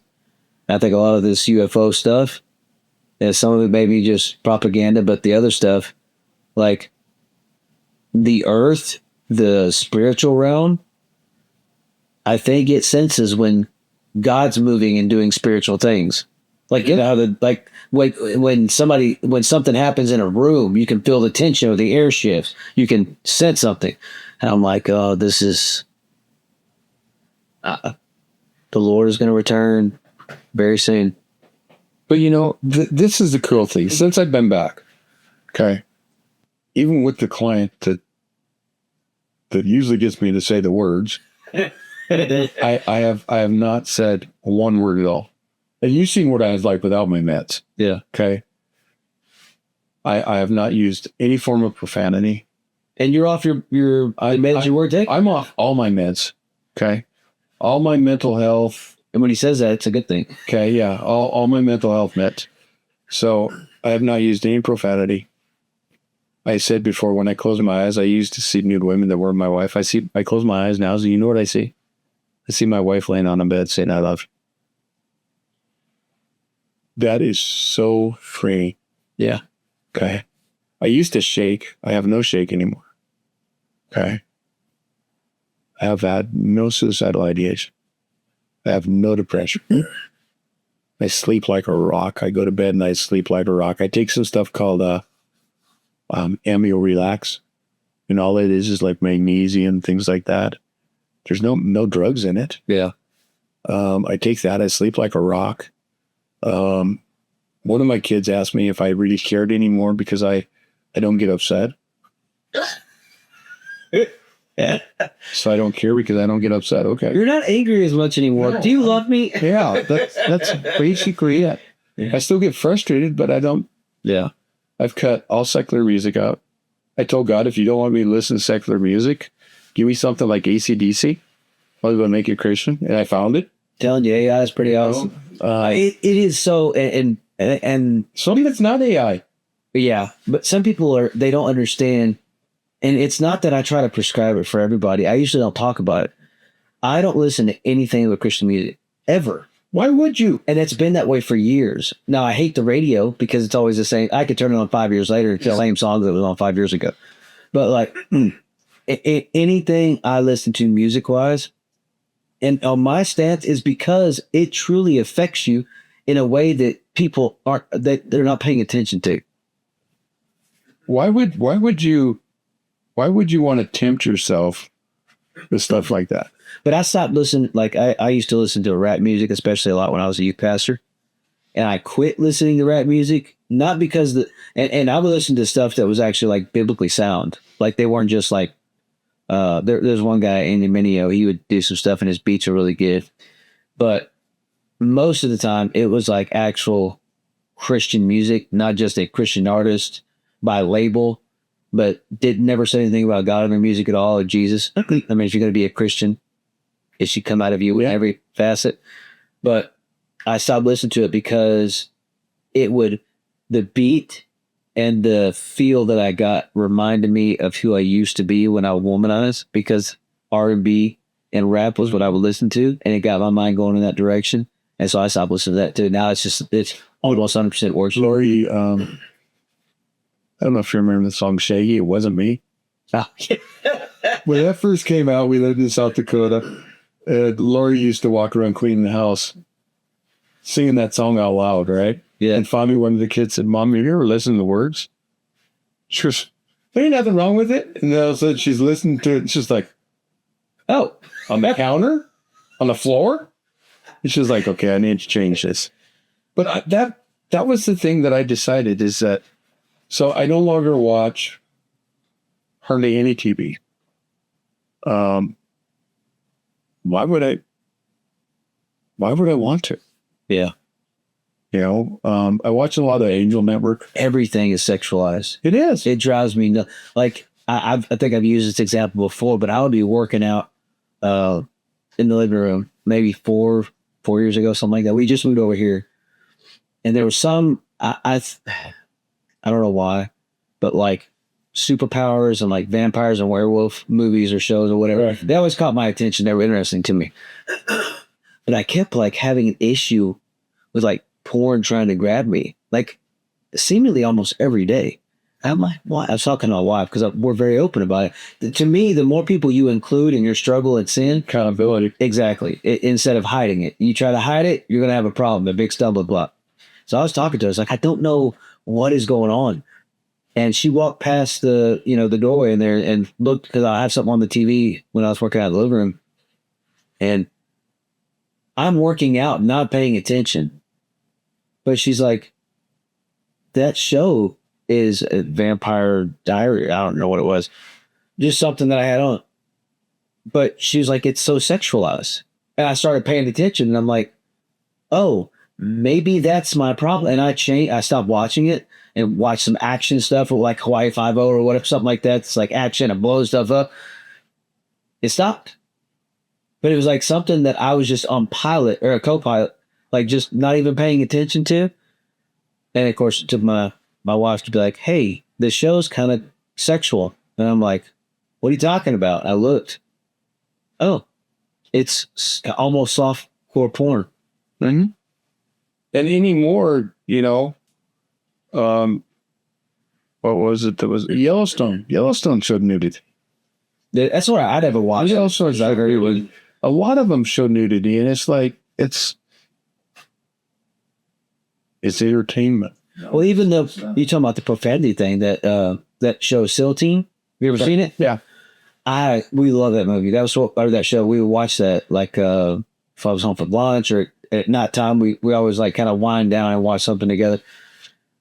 And then it was season 3 or 4 or something like that, where they switched from being on TV to then just nothing but streaming. And the language, we couldn't make it through an episode. I'm like, what in the world happened? We had to look it up. And it was because they were trying to be more realistic. And I'm like, so you need to watch Press Your Luck on Game Show Network. Press Your Luck? Yeah. No whammy. It's like, come on. I got Angel Network, and I watch a lot of movies on Angel. Is it cheesy? No, they're actually stuff that's in the theater. Oh, really? Yeah. Now, there's one thing called, I have messed with it recently, called VidAngel, where some of it you can take. Yeah, you watch some of those shows, you're going to get, yeah. So, or that like there'll be like 30 minutes of missing in the show. You won't even know what happened. But I haven't, which is terrible. I haven't watched TV. Haven't done, I don't do any caffeine, no sugar, none of that anymore. But it's like everything that was on my list. What's your energy level like since you don't do caffeine stuff? Can you tell the difference? I'm not on ADHD meds. I used to take 40 milligrams of methamphetamine, drink 3 Monsters and a 7 Brew energy drink a day. When they brought me off caffeine, they had to give me caffeine pills. I was detoxing so hard. To bring it down? Yeah. Slowly? My energy is probably more than it is now. Now, granted, it's 8:30. I'll be in bed probably an hour. Yeah. Hour and a half. But before, I wouldn't go to bed until 11, 12 o'clock at night. I here recently, of course, I just hit 40, but it's like having issues with feeling like I don't have enough energy. Low T. No. Probably. Who knows? But it's like, whether it's I'm having too much of it, so I keep having, you get a tolerance, or you keep having to, and I kind of think that's what it is, honestly. But I got to figure that. God answered every prayer while I was there. And right now, the more I dig, the more He reveals. We're getting ready to take our exhorter's test. And it's like the memory retention is the other thing, because I put it on Quizlet. Yeah. And I just, every time in between clients or something, I'll answer questions. And the memory retention is better. Every aspect about it is better. But I'll reiterate, I would not go down. If you're a Christian, I would not go down unless you prayed up and stayed up. And if you can't afford it, so we're talking right now about, Lori's got trauma from childhood. Yeah. She's got a lot of trauma going on right now with breast cancer. So we're talking about maybe having her go down. When you talk about breast cancer, when you were doing the DMT and he said, if you don't make me first, you're going to lose her, did it cross your mind about the news you just got? I knew what that meant. You know what my morning routine is now? What? Pee first. I know how much. I get up and I go pee. I take my mats. I brush my teeth. I have my underwear on. I walk right back to my bed. I grab my Bible off the dresser, shut the fan off because it blows the pages. I sit down and I read the Bible. She'll bring me in a cup of coffee, decaf coffee. But I think she puts collagen in it, something. It's supposed to make my hair grow back. I know. She told me about that. I'm like, I'm growing hair back. I said, look. So she'll bring me a cup of coffee, and then she leaves me alone. At first, she'd talk. I'm like, Lori, I'm reading. I know, but I know. And then I said, or she will no longer be with you. And I think she understood what I was saying. Yeah. So it's like, and sometimes I'll read a chapter and I'll read it, same chapter. Yeah. Sometimes I'll just plow through 3 or 4, depending what it is, So but the interest is there. The routine is there. You said before, you got to make it a priority. Yeah. Right. 555. That's shirt right there. All right. So when you make it a priority and you make it routine, as long as you don't break the routine, it's there. Yeah. You know, it's incredibly hard to get started, but it's incredibly easy to stop it. And the other thing I do is I highlight every word I read. So if you ever look at my Bible, the whole thing's highlighted yellow. And then you'll see dark ink lines under important things. Yeah. Because what I said was this: I'm going to continue to read until every page of that Bible is highlighted, and then I'm going to buy another one. When I got my, the new one I got. The official church Bible that I got? Yeah.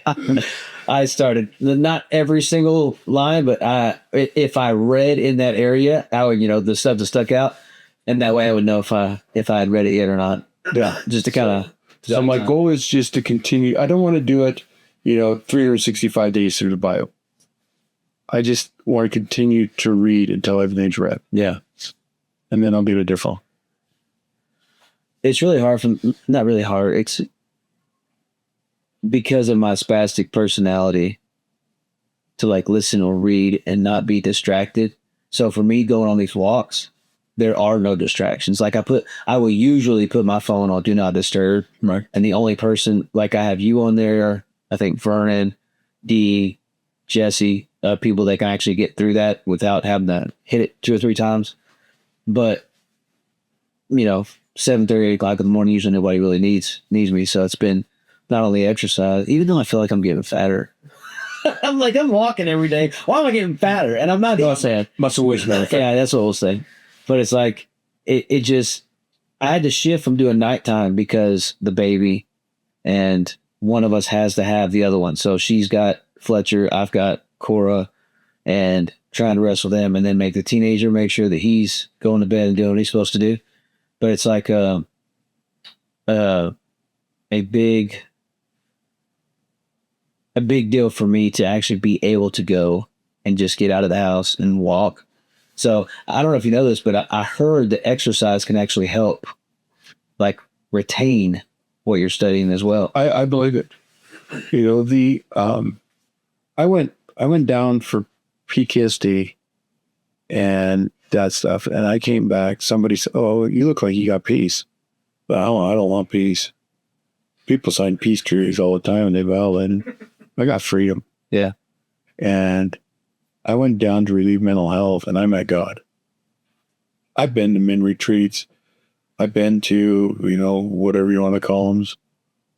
And I have never encountered God in the way that I encountered God this time. I think I told you. It was like I had a 10-day conversation, ongoing conversation. And the one thing I learned, so if you're out there and you're trying to figure out what God's voice sounds like, God's voice does not sound the same to me as it does to Stephen, or to Vernon, or to whoever. God speaks to you in the language that you understand. So with me, guess what that is? Sarcasm. Not as blatant as mine, but there's sarcasm in it. You already destroyed your body. Let me fix it. Excuse me. So that's one thing I took away from. So now it's in the study, it says, look what God's doing, the Bible study we're doing, and then parallel with him instead of asking him to do what you want. Which still, this study, I know we've been doing it for a while now, but the concept is just so profound to me that I've never, and it confuses me that I've never thought like that before. You know what I mean? Everybody does things in life. You have a plan. You just start church. I'm going to do this. And then you're we're praying for God's blessing on what we're doing. But we never stop to think is that what God wants? Maybe that's why you're not being successful. Because if God's already doing something and you just kind of come alongside him, he's going to make it work because it's his plan. Yeah. And just the concept. And as soon as you can figure out what his voice sounds like to you and you can hear his voice, makes that a lot easier. Yeah. I cut my work schedule way back. Okay. I went from working from 9 to 6 every day to 10 to 3. Oh, wow. That's a big cut. Yeah. I cut down to 24 clients a week. And I got my first check at 24 clients a week. Are you like, Lord, are you sure? And I went, and Lori, Lori's my biggest cheerleader. She said, Bill, don't worry. I said, it was only, she said, you only worked 1 week that month. In April, you took 3 weeks off and you still made. And then I heard God say, what, I work in Mexico? Like, what? You're in Mexico? You only trust me in Mexico? I'm like, you're either all in or you're not. He is in the United States, too. Yeah, he does have a visa, He can travel anywhere. You're either in or you're not. That's what I thought. One of the things, speaking of that Bible study, that got me last week was the making the budget for the church.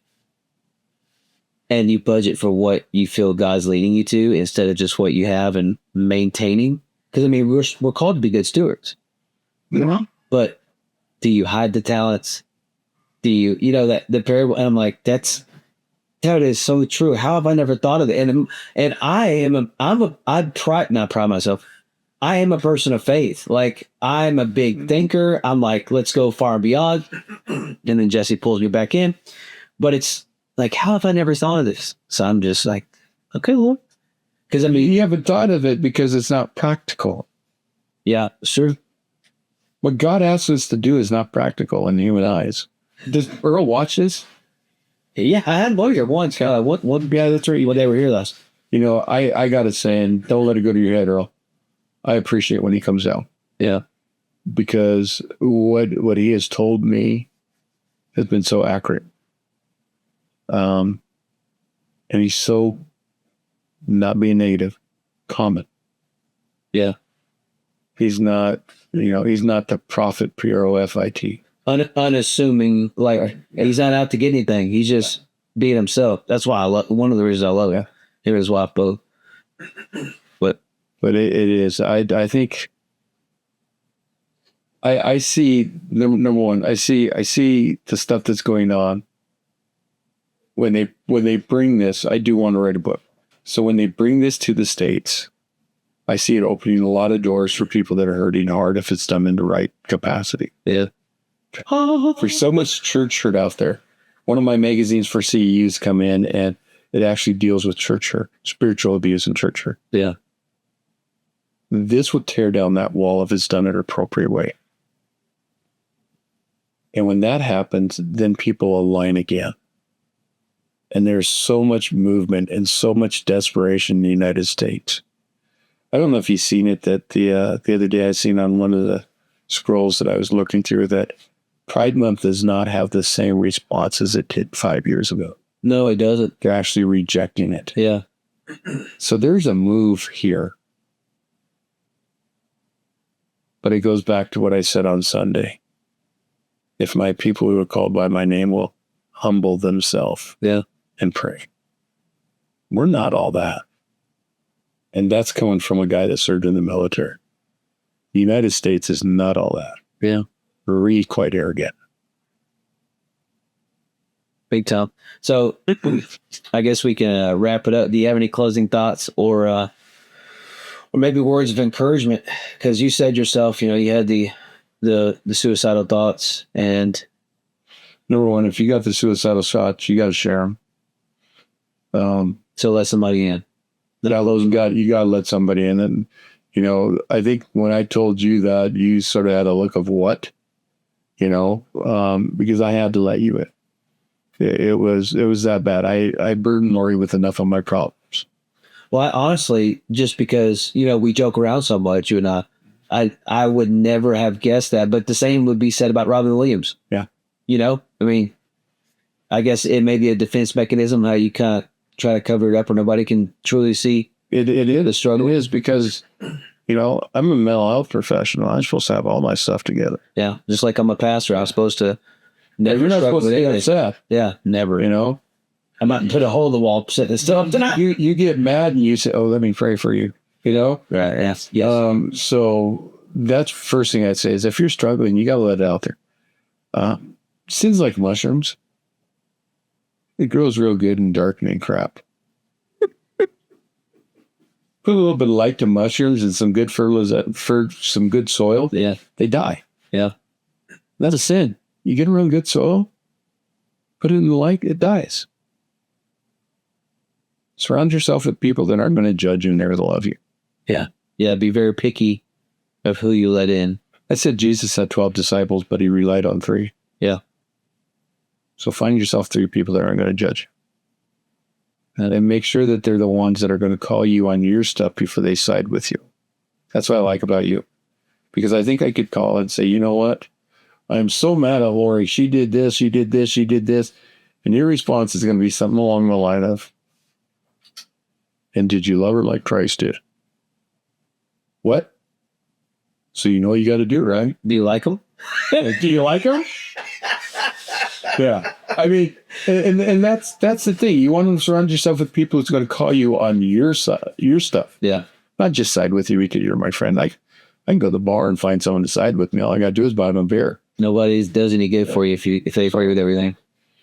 And don't be afraid to try it. If you think you need to go down and talk to someone at Ambio, reach out. I'll talk to you. I told someone the other day, I'll go talk to anyone about my experience.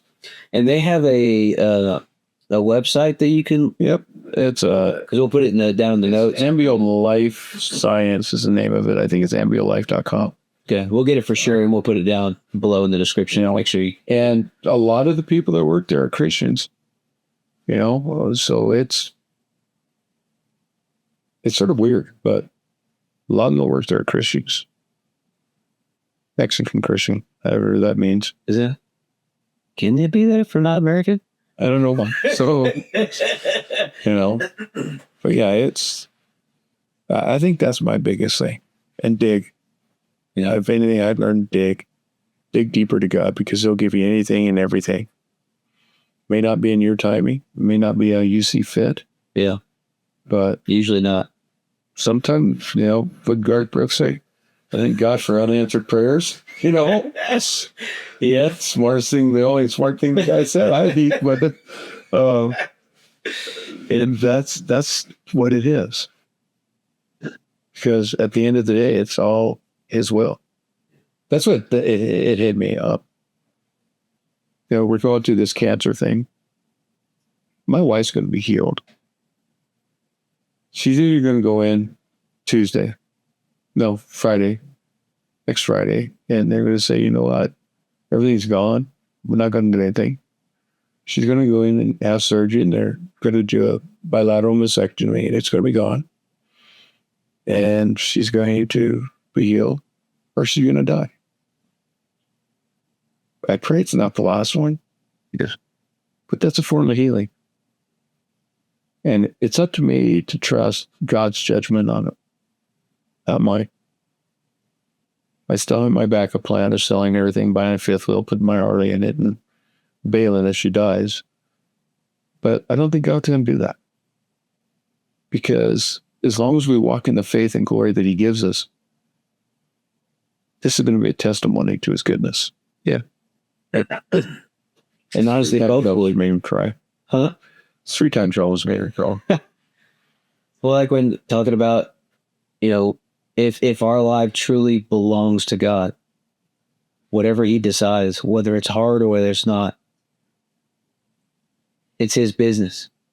Like when we ended up going, you know, kind of accepting the call of ministry, and my first thought was, what about my son? He lives 2 hours away from me now. Ministry can move you anywhere. Like every time my dad moved churches, it was to a different state. That was only 3 times when I was growing up, but still, it's a big move for a little kid. And then a 6th grader going to the 7th grade was the last move to Texas. And so I'm thinking in my head, like, okay, if we're going to start going through our exhorters and get ordained and all this stuff, like, who knows where we're going to go? And I won't get to see my son grow up even more than I already ruined, you know, when he was real little. But I told God, I said, you know, whatever you required me, I'll do it. The one I had to learn was pray for healing pray for peace on her. But to end it with, and your will be done. Yeah. It's a hard statement to make. Yeah. But I know ultimately God's will prevail. I just wish you'd get an email and tell me what it is. Like a whole list of stuff in the last 5 years or something. So what to expect? What's coming up in your new year? That'd be nice. But that's what I got out of the whole Mexico thing was him. that's awesome. I appreciate you coming on and sharing. No problem. Enjoy your Reese's. Don't share them. Hey, nobody don't know I have them in this house. I got some vanilla ice cream. I'm going to put it. There we go. Oh, thank you. Yeah. If you're watching right now, you made it to the end. You can look down in the description. You can see so we list everywhere you can listen to podcasts, whether it's Spotify or Apple Podcast, and then the website that Bill mentioned that you can go research and find out maybe this is right up your alley, and you need to dive deep and kind of research it on your own and seeing what the stuff is about. But I say this to everybody, stick to your convictions. If you feel you shouldn't do it, don't do it. Nope. If you feel you should, do it. Dive in head first and know that just like Bill said, that the Lord has you and he will protect you and he will keep you. If you belong to him, you will be protected. Thank y'all, and we will see you on the next one.